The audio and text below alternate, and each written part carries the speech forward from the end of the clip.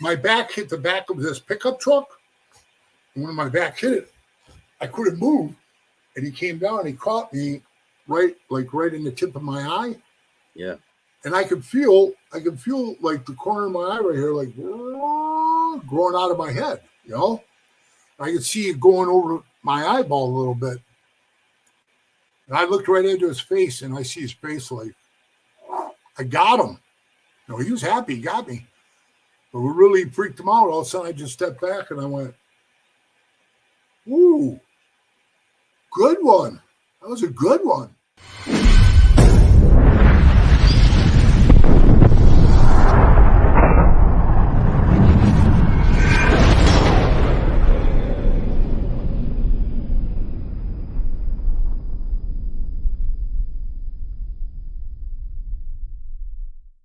Welcome to this episode of Chattin with Staxx. I'm your host, Bill Staxx, and today I got PeeWee. And so many times with shit like that, I almost wanted to say, you know what, fuck it.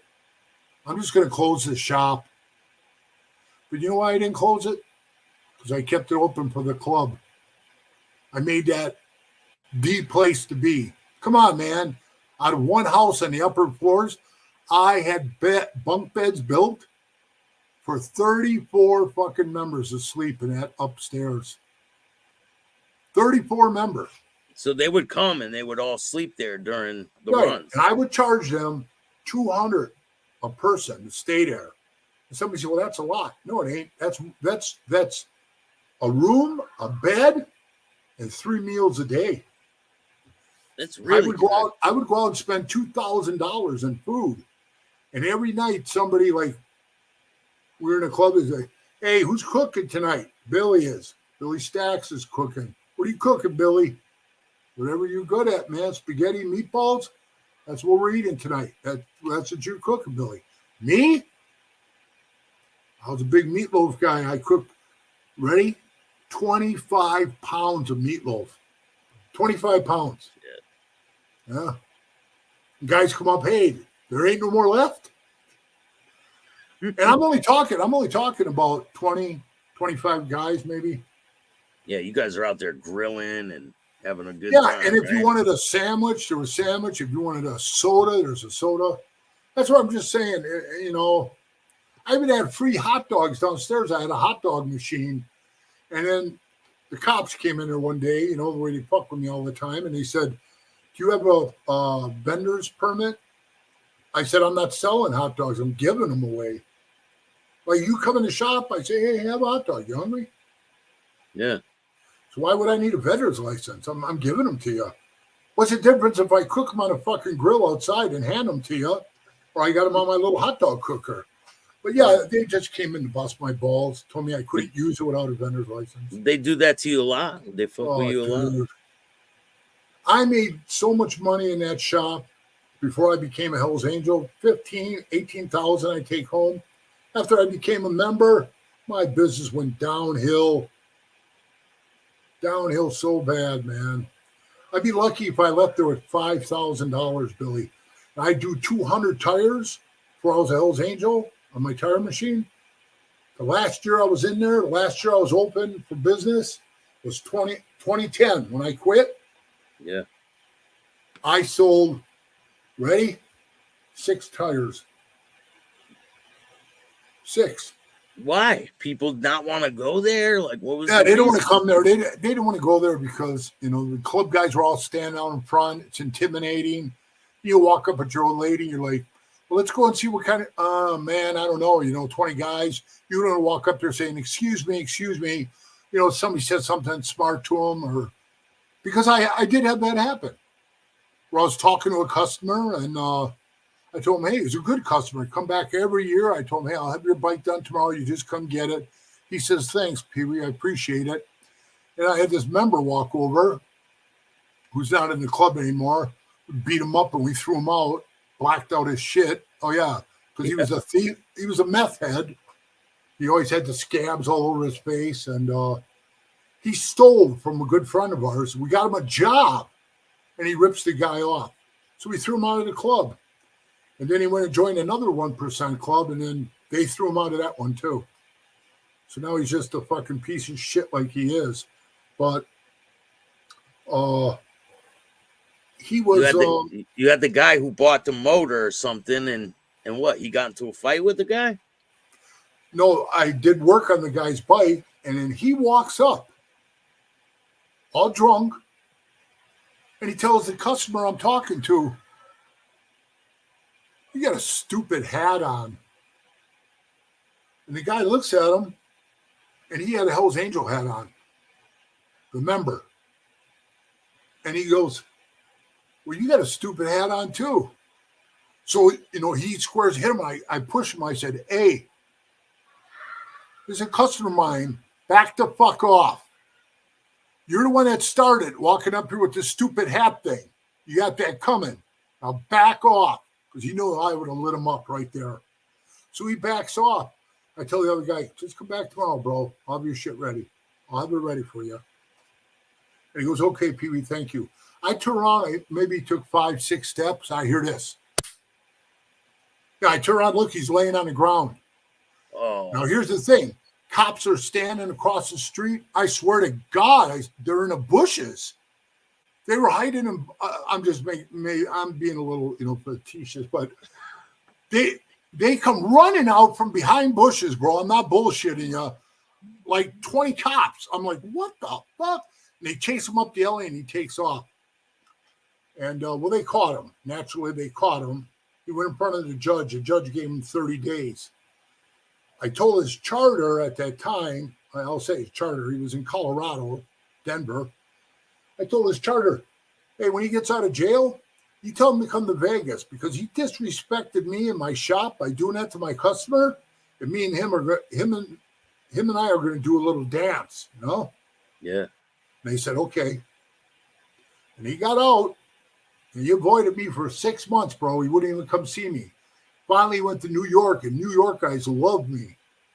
And they wouldn't even talk to him. And he goes, "Hey, what's going on? Why you guys treating me like shit?" And he said, "Hey, you're a fucking man. Go see Pee-wee and get this over with. You're avoiding him. You look weak." So calls me up. He goes, "Hey, man, I'm going to come talk to you." And I said, "Oh, now? You know what I mean? Come on, man. Now?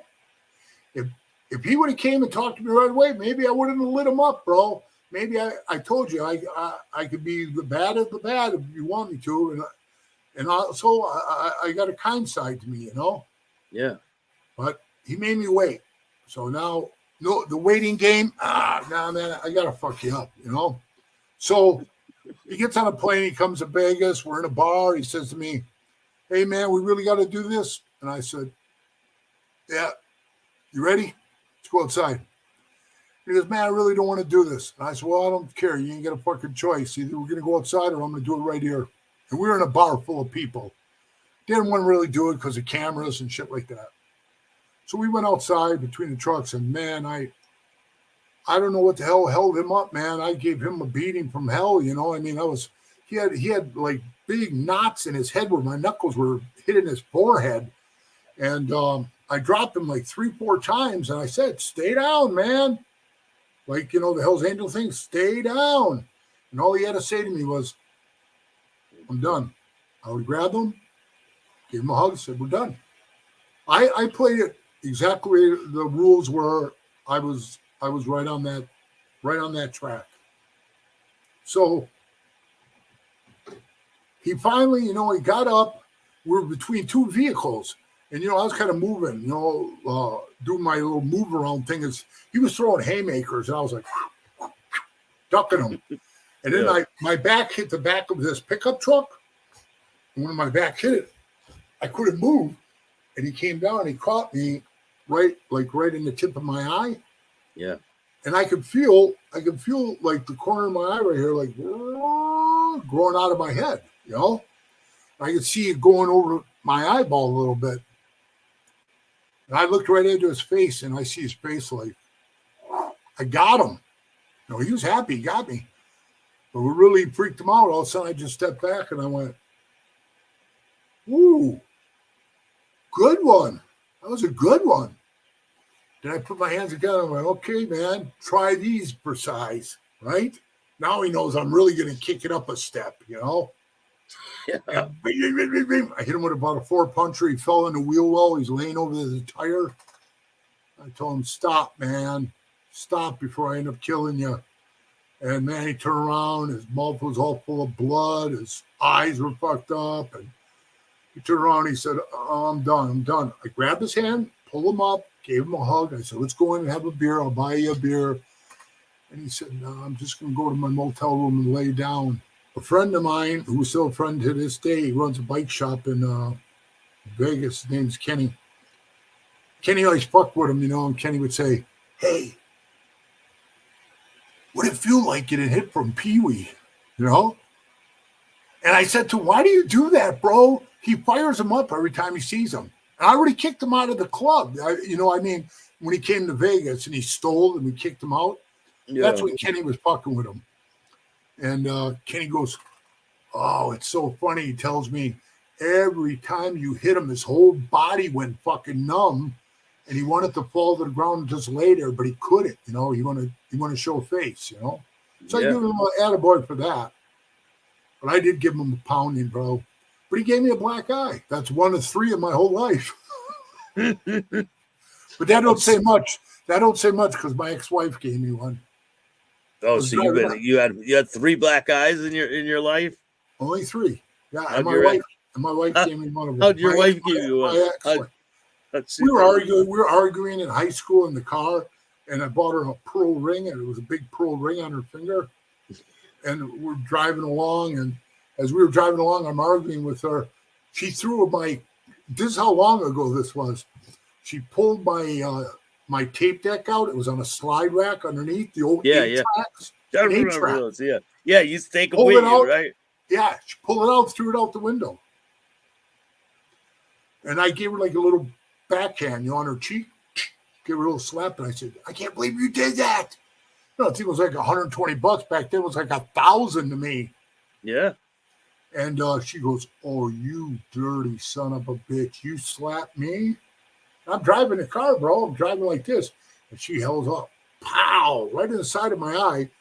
And right in the corner of my eye, right where dickhead hit me, she caught me with that pearl ring right there. And man, I could put my eye in. The next day I got up, I had like a half horseshoe around my eye, So you can't really give a guy credit for giving me a black eye if she did that, It was worse when she did it, right? Yeah. Well, man, we'll do this again. You got a lot of stories, and keep it going for next time. Right on, brother. Thank you so much for taking the time. I appreciate it, PeeWee. Chatting with Staxx, bro. Keep it up.